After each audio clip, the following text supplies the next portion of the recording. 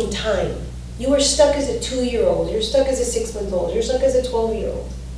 We are stuck. And all that we're doing is escaping and running away and trying to create a new identity and running and running and running. That's it. In our own way, the world we are creating of problems and chaos and crisis is a running away from that initial shock, that initial trauma, that initial lightning bolt that she got. And so all of us, I say to my clients, all of us are just 6-year-olds having tea parties. We're all stuck. I say 6 because it's right before the 7 sort of solidification of Saturn, but this could have happened. Obviously it happened at conception, but our story could have taken place at whatever age. We are stuck there. We are out of line. And it's not until we process that lightning bolt, that jolt of lightning, oh my God, this happened to me, and we mourn it, and we cry it, and we deal with it, and we have a temper tantrum, and we go through all the stages of grief, which are denial, anger, bargaining, depression, and then acceptance. Mm-hmm. That then and only then do you heal your cancer, do you heal your fungus, do you heal your headache, do you heal? And that's why she started aging after that jolt, because she then picked up where she left off at 45. So we are all 6-year-olds, and we're living in the world, and that's going to relate to the manas that we're going to talk about now. We're stuck in that moment of our trauma, of our wound, of our crisis, of when we were told we were a piece of shit. When we were showed that our brother mattered more. When we were showed that Miss Peacock said you're different and you can't be because you don't know your address. When our father walked out and we thought it was us. When our mother drinks and doesn't love us. Whatever the story, you are stuck in that. And that is an emotion that is in your body, and it creates illness. And the less and less and less that you deal with it, the more you shove with your happy optimism, positive selves, the sicker and sicker you will get. And it will show up in your body. Mm-hmm. We cannot escape it. The body is telling us everything. Remember when Jesus was showing you what all the lines meant, and this meant this, and that meant low libido, and all of that? Because it's the mind. And we are holding on to that. My life should have been different. My childhood should have been different. My mother should have done more for me. My dad I should have had more money. That's the values. So those values are, in essence, those little shocks, those little emotional that you have all over your body. Now the one that's bigger and bigger and biggest can grow into a cancer because it has to do with identity. If I am not a mother 100% of the time, then who the hell is Frances? So I needed to get breast cancer to realize that my maternity had nothing to do with my identity. Exactly.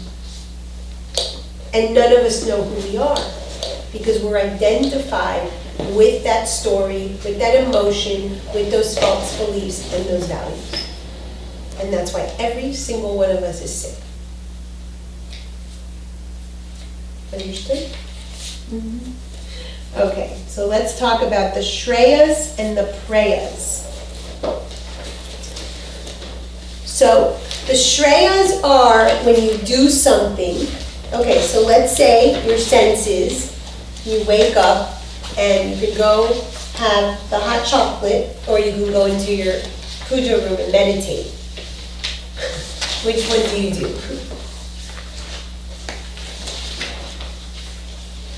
You go indulge in the chocolate cake, or you go meditate? That's a question.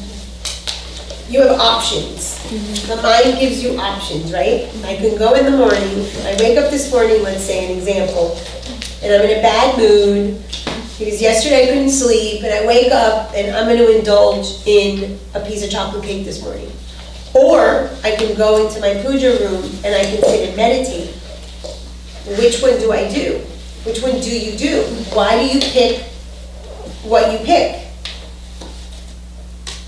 Honestly, I picked the chocolate cake. Okay. And there are times that you're going to pick the chocolate cake probably more others, okay? Yeah. And then when you pick the meditation, you might have had a good day or things are good. Well, we're constantly being challenged by the senses to either do quote-unquote good behaviors or bad behaviors. When you indulge in the quote-unquote good behaviors, the ones that are good for you, they're called Shreyas. Shreyas.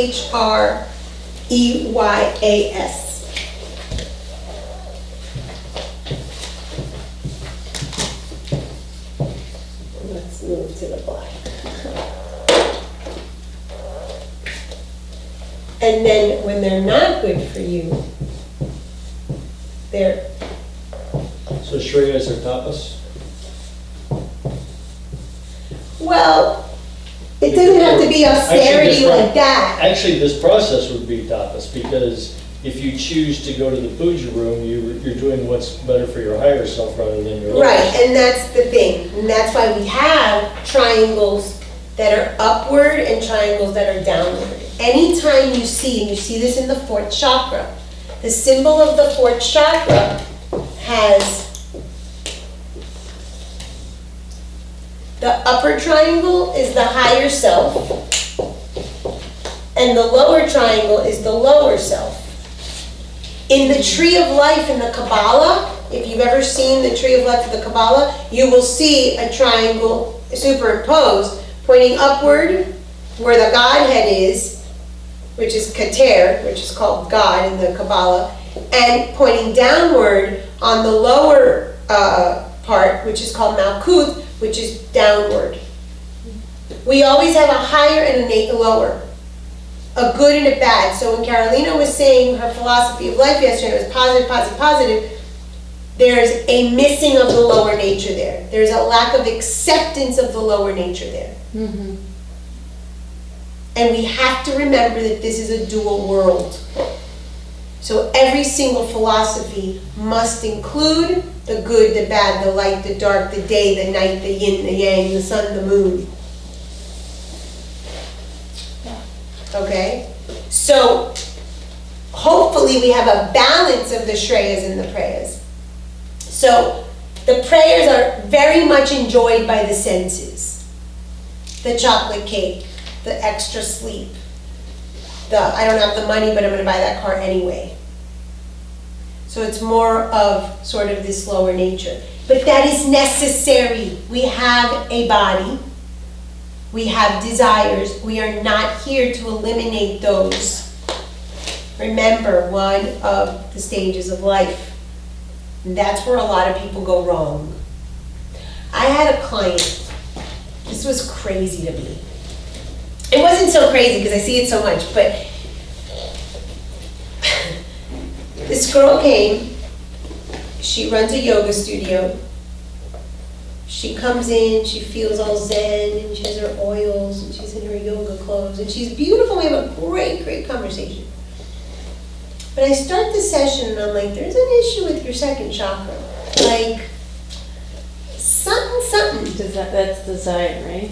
Second That's chakra? the desire, the sex, the passions, the world, the earthly world, okay, the prayas. So I go into her second chakra, and at first I feel like a little light, like a little, I see like a little candle. Okay, there's a little something, something, but my hand literally goes boom, it falls. And I said, there is a black hole in your second chakra.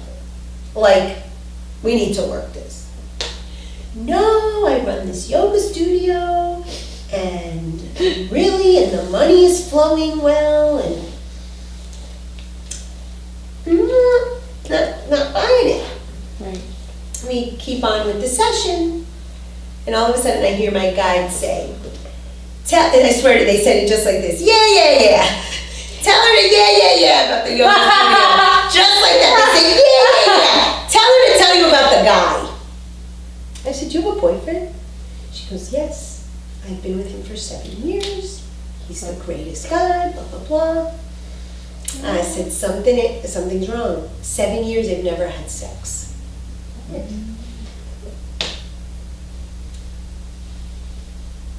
So I pulled at that string, and I said, what's the sexual trauma? Where were you? I saw this thing, I don't remember the specific words.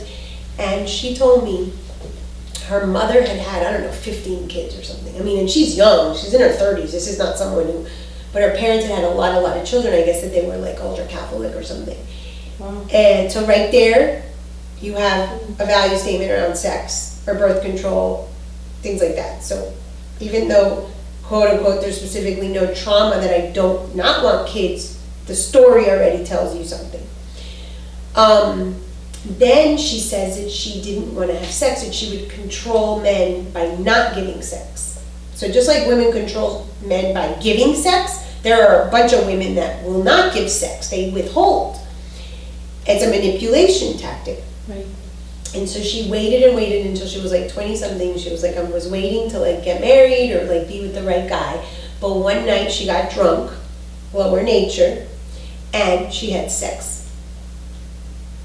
And she's been holding herself hostage since. So her wound or her pain started obviously younger, but she went to that story. And that's why there's a wound there. There's a problem with, if I don't have sex, then I am a brahmacharya, hence the yoga. She goes to India every month. She's like, I'm talking big wig yogi, like you'd eat it up. Don't eat it up, people. All of it's just showing you the problem. Wow. And Wow. yeah. Wow. And so I'm like, you are not a brahmacharya. You are not here with, celibacy. And I said, where is this little flicker of light? Because it feels as if there's been some movement in the second chakra, very little. She goes, I cheated on him. Because I needed to get laid, and I had to go get myself. So she connected with an ex-boyfriend, and they had sex for like a month. I guess I mean, hello? No wonder the yoga studio's doing okay, because you needed to do something. That second chakra. 7 years. Wow. And then you find the exact partner, because he obviously has his own wound and his own sickness around sexuality, that he's in denial, she's in denial. And so we meet the perfect person. We are always with the perfect partner. Always. You think you're so different than the partner? That's a big fat lie. Yeah.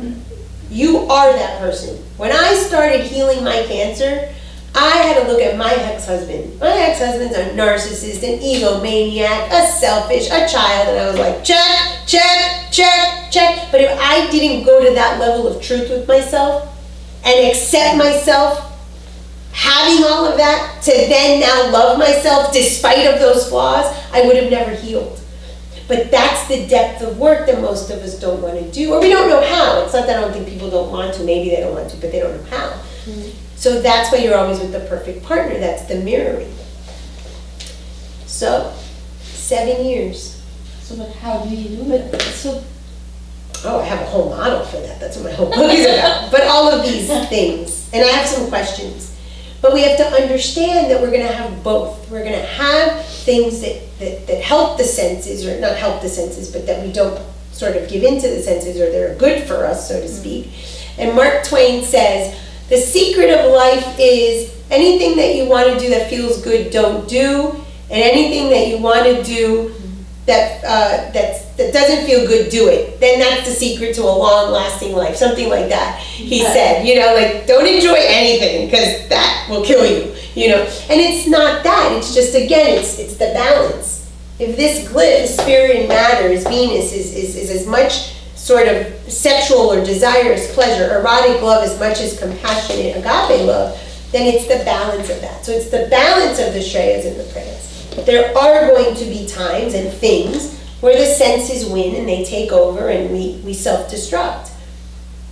But then we also have to have the tapas, the discipline, to, engage in those things that are beneficial to us.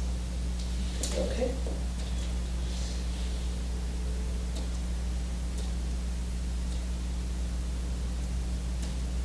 Okay.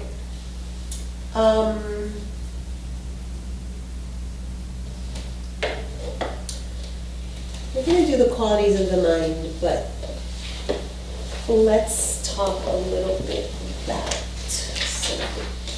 You know what, let's talk a little bit about these questions.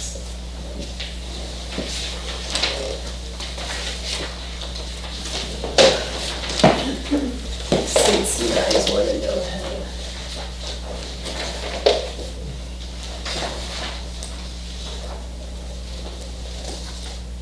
Thank you. Okay, so this is 10 questions that will change your life. And it's just something to kind of think about when deciding.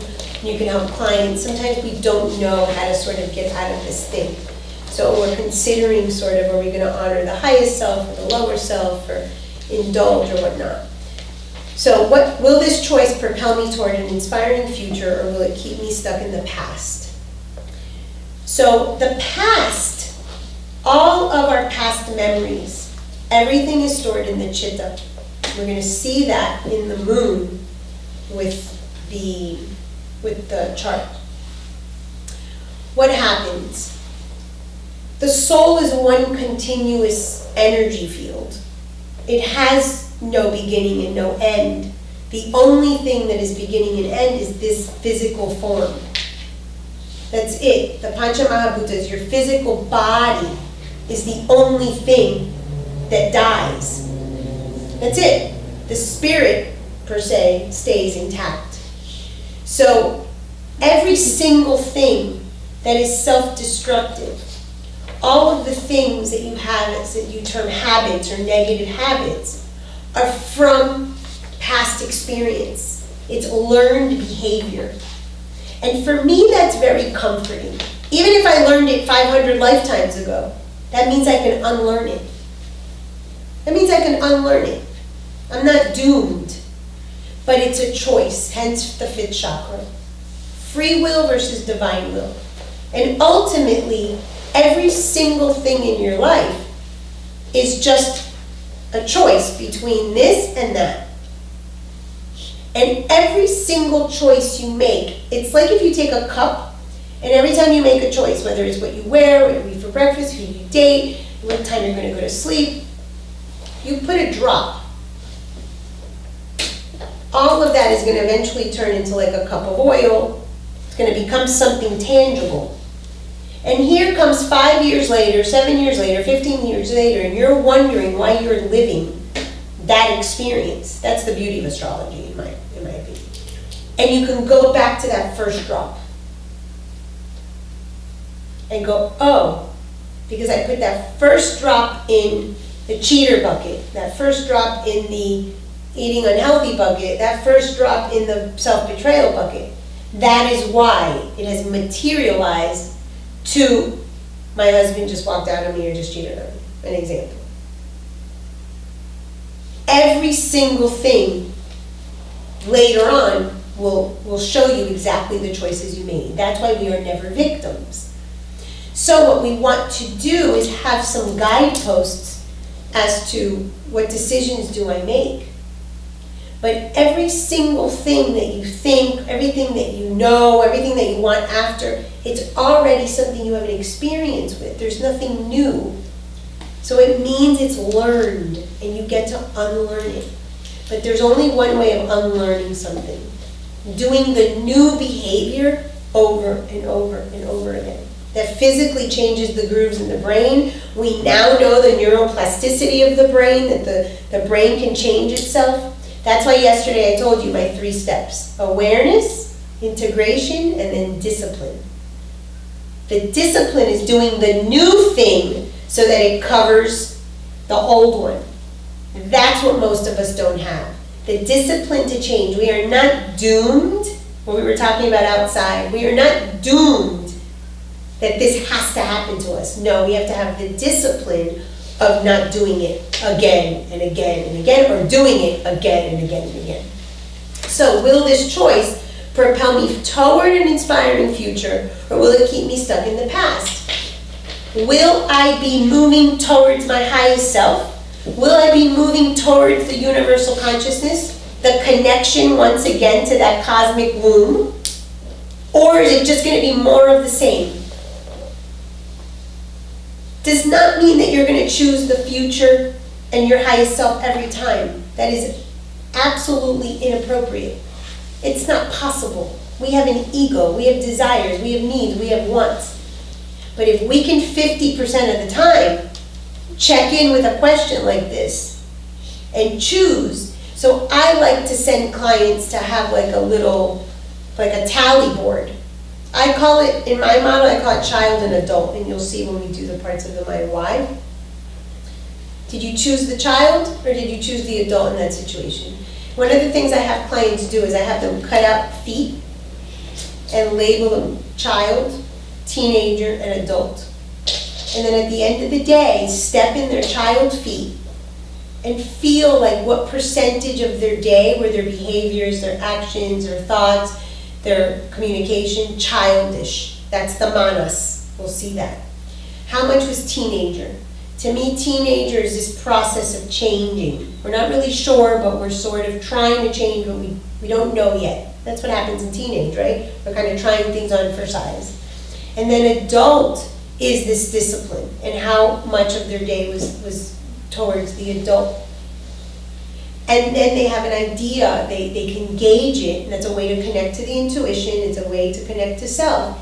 And by stepping into the feet, energetically that does something, that's a ceremony. You're stepping into the feet and you're kind of saying, oh wow, today I acted 20% child, that's pretty great. Or, oh wow, today my child, my manas was really external, I was all external based, I was all impulsive, I didn't really give much thought to anything, 80%. My booty was like nowhere to be found, kind of thing. And we can check in with ourselves. So that, to answer your question, is how we do this. There's many, many techniques. I have a whole model, it's a 7-step model. That's what healed my cancer, and they're all built on these principles.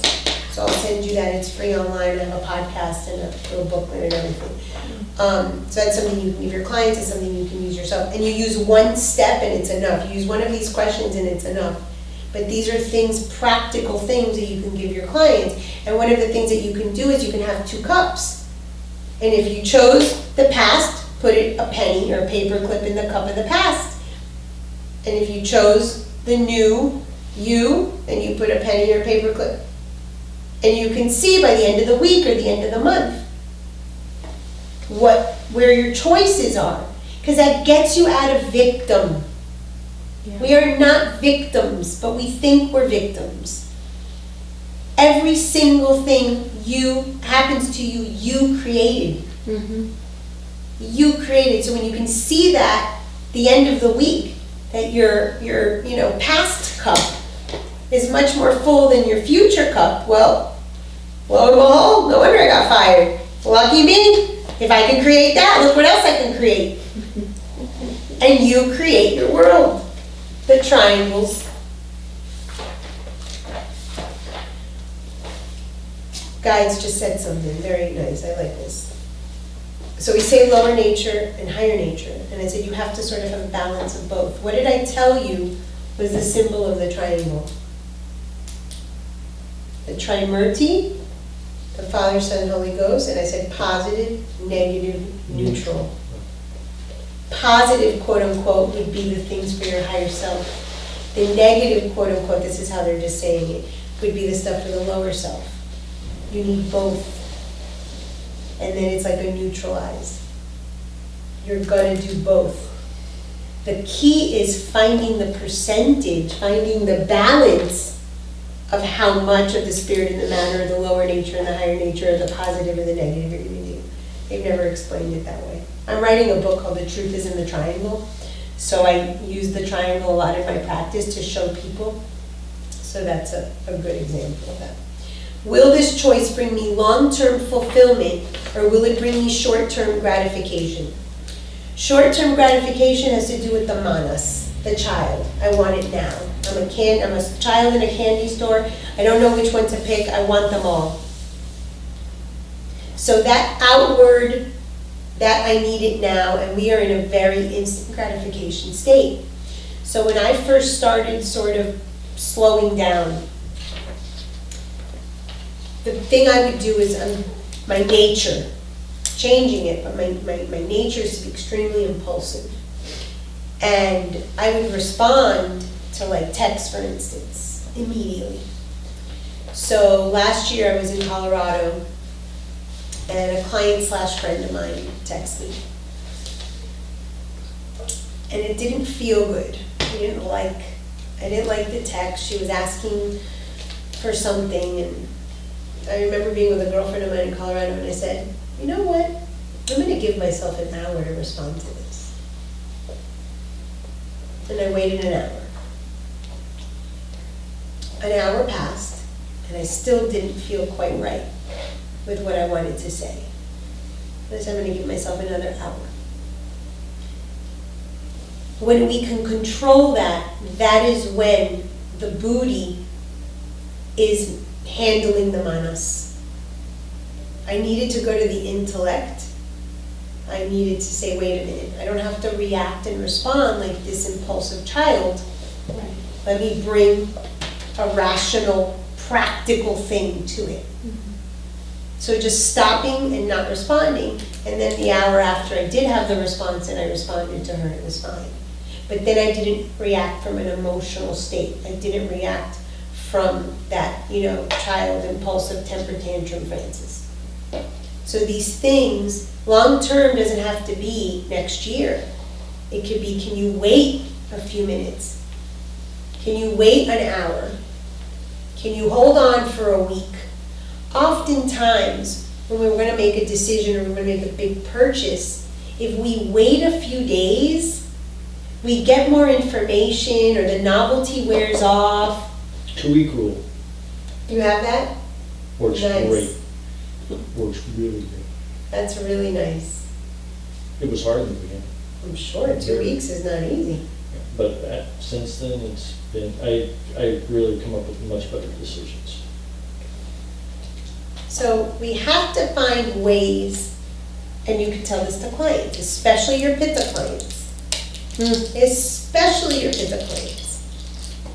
So ways for them to not be so impulsive or not to be so dramatic or not to jump in, where they can just think, okay, long term, and again, long term doesn't have to be 5 years.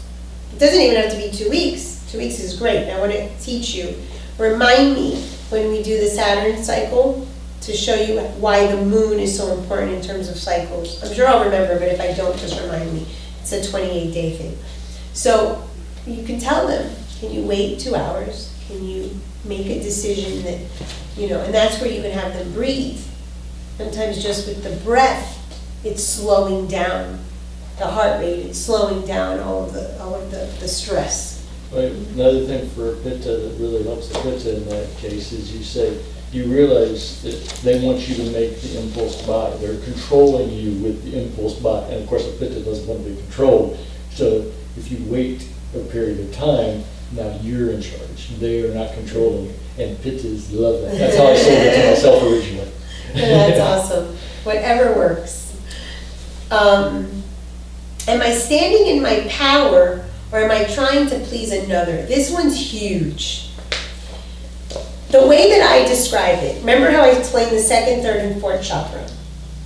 If you're standing in your power, you're always acting from a place of self. If you are pleasing another person, or you're being selfish, that it's all about the ego, the me, then you're in a place of selfish. Self is when it's for you, but it doesn't hurt the other person. You have your power, they have their power. So if you're manipulating in a relationship, you are being selfish to that person and to yourself. You're robbing their power and your power. So next relationship, honey, it's over. This doesn't benefit you, this doesn't benefit me. Neither one of you are going to break up with your respective partners, making them feel better because they think that they're the ones. That's selfish. That's self-betrayal. Selfish does not mean hurting another. Selfish also means hurting you. Self is when you are in your power and it benefits all parties. Selfish is when it hurts you and the other person. That's how I described it to my clients. Okay? So I have this model that I call the 48 to 52.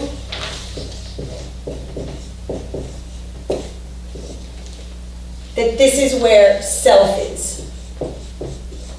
So if you're doing anything 0 or 100, and you'll see when we do the dosha, the manas prakriti, if you're doing anything 0 or anything 100, you're in selfish. It's all for you or it's none for you, it's selfish. It's hurting you and the other. That's the people pleasing. That's the codependence. You're going to see this a lot with your kapha people. Not good. And then of course you have the other extreme, usually your pitta people, that it's all about them. The self is in the 3rd chakra. This is, let's say, the 2nd or the 4th. This is all service, which is not healthy. No service, an example. Then you can call this the 3rd chakra. You can call this the pendulum. When we do the duality assignment, you'll see it always has to be in that 48 to 52. That means that your needs are met and the other person's needs are met. So if your needs are not met when I ask you for tea, you don't do it. You don't do it. It's not healthy. But we have been sort of brought up to believe that the other's needs are more important than our needs. But that is bull. You know why? Because it's a mind game. When your parents didn't meet your needs, this is what happened in a nutshell. Your parents have you because they have an unmet need. They either need a babysitter for the other kids that are coming, they need a husband because their husband's a military person and out of the country all the time. Whatever it is, they may not even know. They had a need. My need, my oldest sister was born mentally retarded. And somebody told my mom, some psychic or something, that she was going to have another child who was going to be like the normal version of my sister. That's me. My mom didn't have sex and had me thinking. She actually didn't want another child. Thinking that it was meeting a need, but in the psyche, in the story, I came to meet a need, which was to be the replacement of this ill child. So it's going to dictate my life story somehow.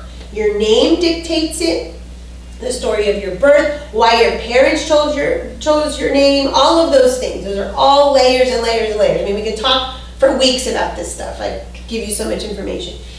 So whether or not your parents knew the need, maybe it was to fix their marriage. I had one client, the parents had her so that she would be American citizen because they were Mexican, to be the translator. And she is a translator. That is her job.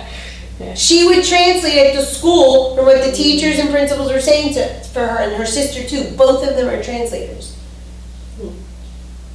So there's a need that the parents have. So now you're already giving your purpose of life at that moment. I said, okay, Carolina, this is going to be your purpose. We need you to fill in the blank, and you're going to honor that. What happens to your needs? Are they ever met? Never are they met. Remember we saw yesterday, that mind is created. Your need is never met. That is the purpose of the mind. That is the purpose of the ego. You don't have enough. You're not enough. Your needs are never met. You better work harder. You better do it better. You better look prettier. The ego is driven by the unmet need that the mind is saying you have. That was created at the moment of conception. So what happens?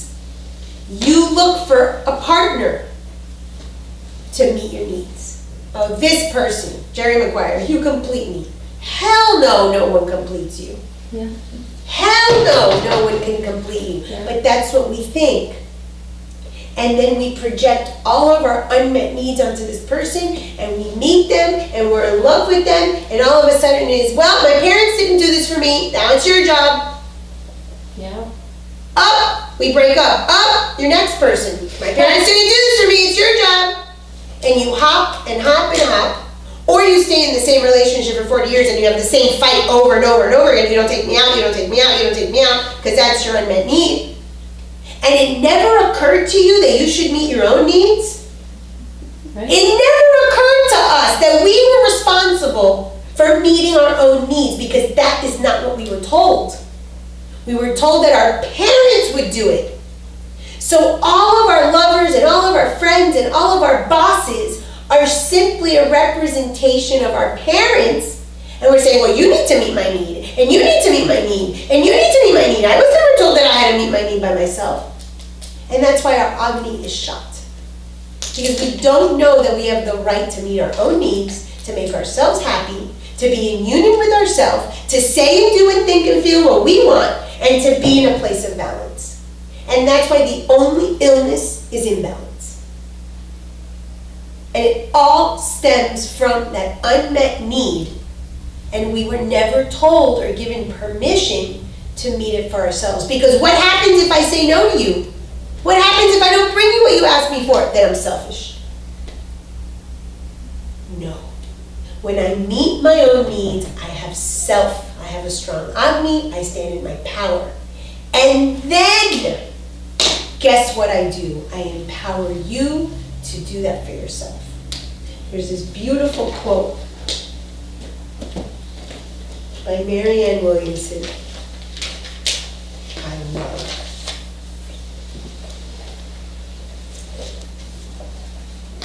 And it's about this. Marianne Williamson. It's from the book Return to Love.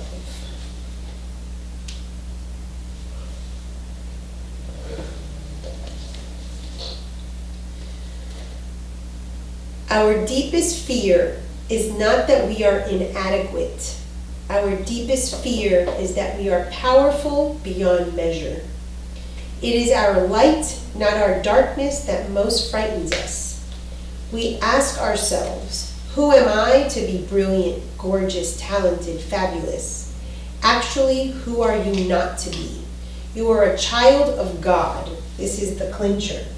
Your playing small does not serve the world.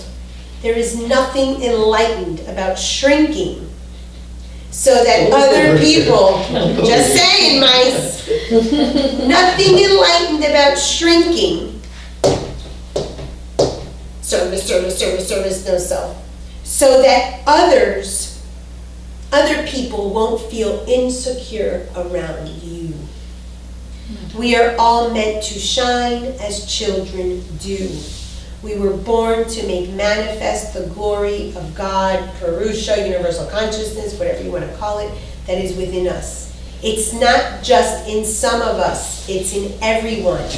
Listen, and if we let our own light shine, we unconsciously give other people permission to do the same. As we are liberated from our own fear, our presence automatically liberates others.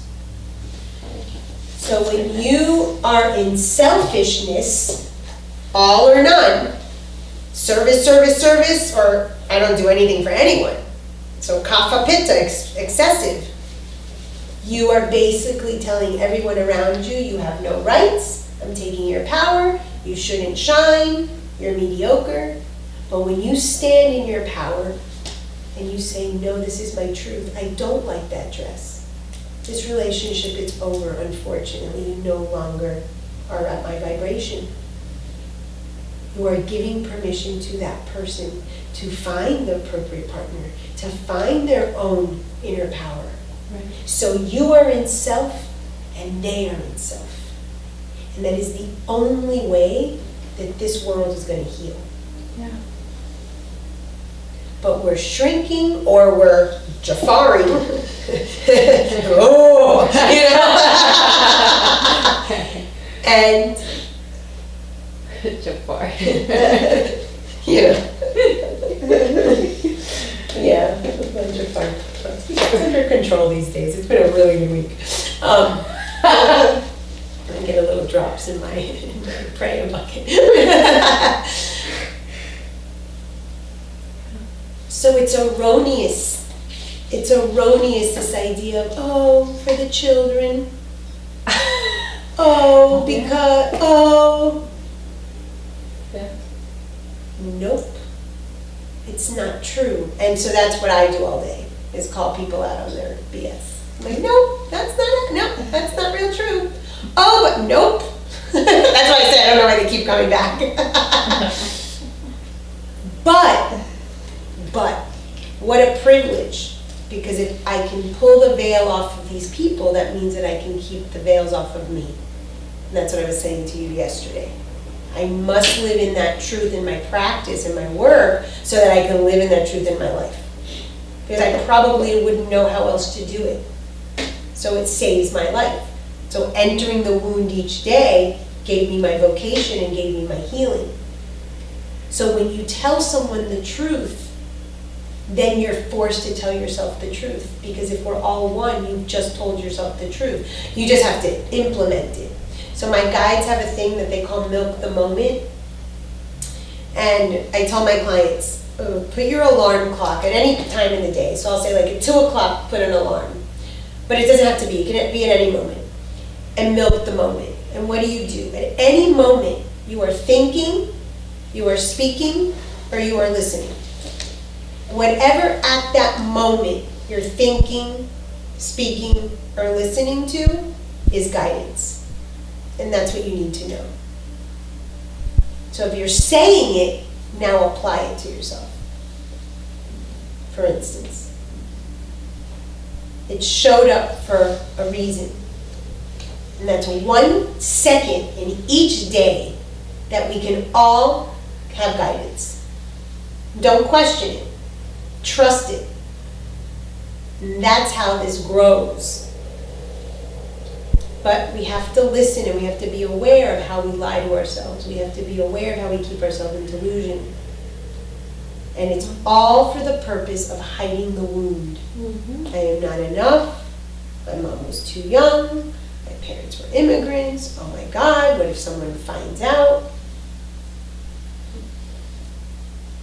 So, if we go to 79th Street, you have prostitutes walking the street. If you go where I live, we've got a lot of prostitutes, a lot of women that are married for the financial stability. Very different form of prostitution. Yeah. Which one is the more truthful? Which one is the more sattvic? The prostitutes walking around because it's in your face. You're just being truthful about your nature and who you are. Right. So this isn't about that one person is better than the other. That's the beauty of astrology. Every single one of us is manipulative. Everyone has a prostitute. Everybody has this ability to shine. Everybody has a selfishness. Everybody has an ego. Everybody has desire. Everybody has a wound. But how truthful am I willing to live in my life?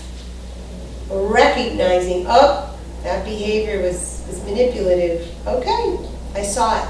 I'm aware. Sometimes all you can do is be aware. That's the truth I'm talking about. Yeah. Of just recognizing, ooh, look what I did there. Ooh, look what I did there. And the best way to know how you are unhappy with yourself, why you are sick and why you're out of balance in the mind, body, spirit triad, is look at what you criticize in another person. The minute you criticize something in someone, it is the illness in you that you have yet to accept. I do that 24/7. I'm like obsessed with that. I take things to a whole other level because I'm a little...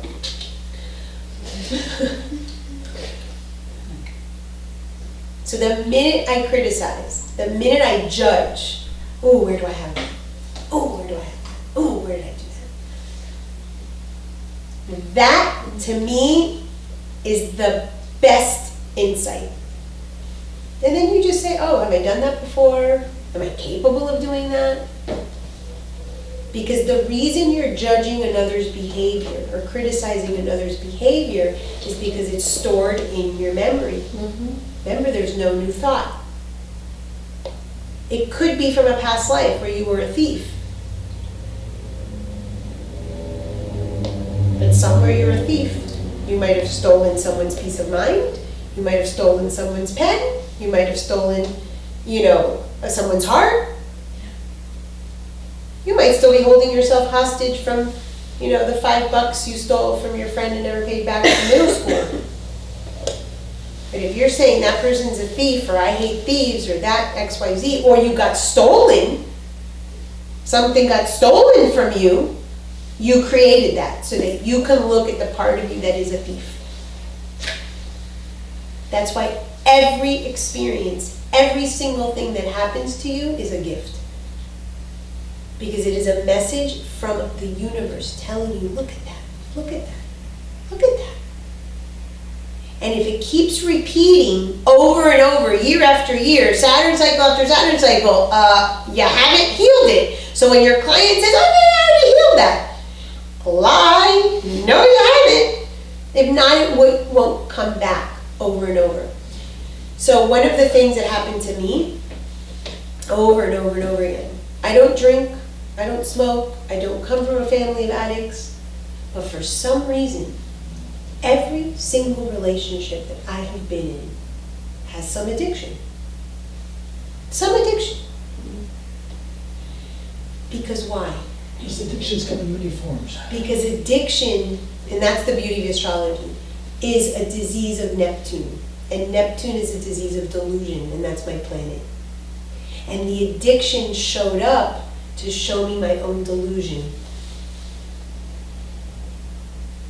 So until I healed my delusion, or recognized my delusion and saw how I delude, that's one of the ripus. Those are the enemies of the mind. It's sort of like the deadly sins of Ayurveda. I couldn't get rid of the addiction in my life. Once I understood how to see truth, speak truth, live truth, have a model around truth that I would live in that, the addiction went away. So now I know I won't repeat that pattern. That's when things just automatically disappear. You heal it. So the recurring patterns, and we're going to see with the evolution and involution, are there to show you there's something yet that you haven't healed. There's still something. Go deeper, go deeper. So my book, my model is called The 7 Gates. Because we have to continue going deeper and deeper and opening more and more and more doors. And it's linked to a myth. I'll share that with you. Okay. So the people pleasing, the minute that you hear in your client, I'm doing it for someone, that you might even hear at the door. Oh, my sister told me to come. Pegged. Pegged. They're pull on that string. Where else is this person doing something for someone else? Or if they come to a session and all they do is talk about their spouse or their child, their life means the other person, therefore they have no self. Those are the words. Those are the examples to pay attention to, and that's how you know. Am I looking for what is right, or am I looking for what is wrong? This is you. Things are compartmentalized. It's good or it's bad. I'm a good boy or I'm a bad boy. That are the autoimmune disorder people. Those are the perfectionist people. Those are the words. When you start hearing good, bad, good, bad, good, bad, autoimmune, self-criticism, judgment, perfectionism, very black and white thinking. And if you're a perfectionist, you will get sick, because there is no such thing as perfection, because we are in a human form. So these questions are to give you the key to the psyche, the insights. Will this choice rob me of my life's energy or add to my life force? Does it give energy? Does it take energy? That's all it is. It's a give and take. We're either putting in one bucket or we're putting in another. So these questions can help you to sort of say, well, is this encouraging me, or is this informing me in some way? Is this nurturing me in some way? And if it's robbing your life energy, then you wonder why you're depleted. Love this one spiritual teacher. Her name is Carolyn Mace, M-Y-S-S. She has this book called Energetic Anatomy. And she uses this analogy, and I think it's a great analogy. She says that when we wake up in the morning, every one of us has like $100 of energy money. We wake up, we're refreshed, we're ready to face the day. And by 8 a.m., we are already at $20. Or in the hole. And by the time we go out to face the world, to do our job, drop our kids off, we're already depleted. No wonder everyone is so exhausted. Mm-hmm. Because what happens, you wake up, and by 8 o'clock, you've already carried on all your wounds, I'm worthless, all your traumas, everything we talked about yesterday, all your unmet needs. You're depleted. You're depleted. Imagine that you woke up every day with $100 in the bank, and before you left your house in the morning was already on $20. You'd be like, where's the $80 going? And then you got home and it was negative. If it was money, you would do something about it. You would be like, wait a minute, I can't pay my bills. Right. You can't pay your bills. You can't pay your soul's bills if you are on zero, negative zero. But because the mind and because these things we blame, it's circumstantial, he cheated, no, we are not victims. Nothing is happening to us, it is happening for us. Your boyfriend did not cheat on you. The act might have been, but your mind has cheating in it. And you need to discover and explore where that is. Whew. Yeah. It is not that anyone did anything to you. But if it was money, you would be like, damn, where's the hole? Where's the thief? But we don't do that for our soul. We'll do it for this, we don't do it for this. And that is spirituality. Not oming and meditating. Those are practices to get you to that practice. We can bypass all of it and do that. But that's the practice. Why did I create this? What is this showing me in me? Where do I cheat? Or where have I cheated? And it's usually to ourselves. So that circumstance happened for you. But we don't look at it when it comes to the soul or the energy. We just say, oh, I'm so tired. Oh, because I didn't, oh. No, but if it was our money, oh man, we would be on a hunt. Will I use this situation as a catalyst to grow and evolve, or will I use it to beat myself up? People love to beat themselves up. Watch out for victim mentality. That is a huge, huge disease. Victim mentality will kill you, and it gets you out of nowhere, out of nothing. In every situation, make a triangle on your paper.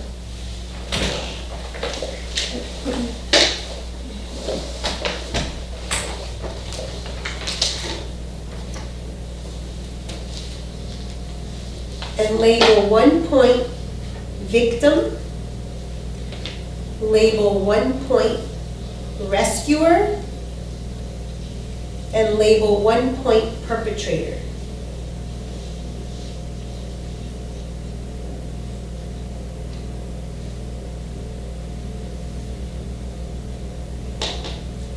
Now write a situation, or think of it, you're going to share it, where you were a victim in your life. Someone dumped you, you got fired, you got into a car accident, you were robbed, you were hurt, the person didn't, respond to your needs, whatever it is.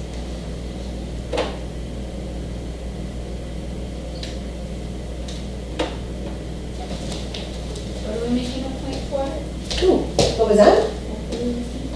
You're gonna make victim, where you were a victim in a situation. rescuer, and perpetrator. Now think of a situation that happened in your life, big or small, doesn't matter, where you were the victim.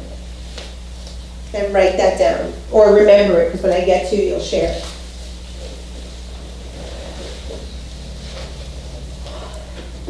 So Marianne, make a triangle and label it victim, rescue, and perpetrator, and think of a situation in your life where you were the victim. You said that's easy?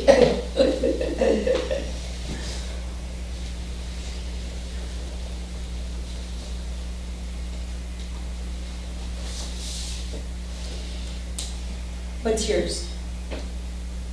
I got cheated on by a boyfriend with a best friend. With your best friend? Okay. So, 7 years ago. okay. When we are a victim in a circumstance, this is stored memory, and it comes up to heal, to teach us about betrayal, or cheating, or infidelity, however you want to do it. Where were you a perpetrator of cheating or infidelity or In my life? either before, during, or after that circumstance?